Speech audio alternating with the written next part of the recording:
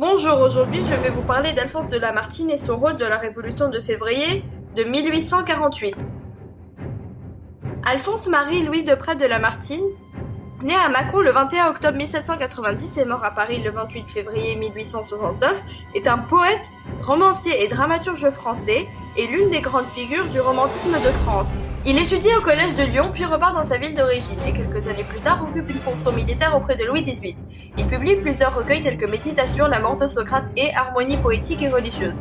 En 1830, il entre dans la politique et est élu député de l'Assemblée nationale. Un banquet prévu à Paris le 22 février 1848 est interdit par le gouvernement. Ce banquet était une occasion pour les réformistes de discuter les nouvelles réformes qui devraient être mises en place par l'État. Ce banquet du 22 février est devenu une manifestation du peuple parisien. Ils sont rejoints par la garde nationale composée de petits bourgeois. Le roi envoie son premier ministre François Guizot pour calmer les révoltes, mais le soir du 23 février, une manifestation a eu lieu devant le ministère des Affaires étrangères sur le boulevard de Capucines. Un coup de feu est tiré sur les manifestants qui cause 20 morts. Ces événements amènent le roi à abdiquer.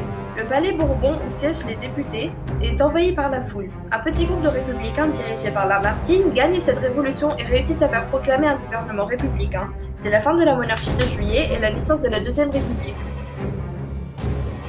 Cette révolution inspire plusieurs peintres comme Horace Vernet avec la barricade de la rue Soufflot ou encore Henri-Félix Emmanuel Filopotto avec son tableau représentant Lamartine devant l'hôtel de ville de Paris le 25 février 1848 rejetant le drapeau rouge, mais aussi cette révolution a inspiré plusieurs personnes de créer des médaillons commémorant cet épisode historique. En février 1848, il devient ministre des Affaires étrangères dans le gouvernement provisoire et défend le drapeau tricolore. Puis un peu plus tard, il publie son manifeste à l'Europe en annonçant le pacifisme de la République. Ensuite, il est élu représentant du peuple par 9 départements et est confirmé comme membre de l'exécutif lors de l'insurrection de juin, qui est une révolte parisienne des ouvriers contre la fermeture des ateliers nationaux, il quitte le pouvoir. En octobre de la même année, il se présente aux élections présidentielles au suffrage universel mais échoue.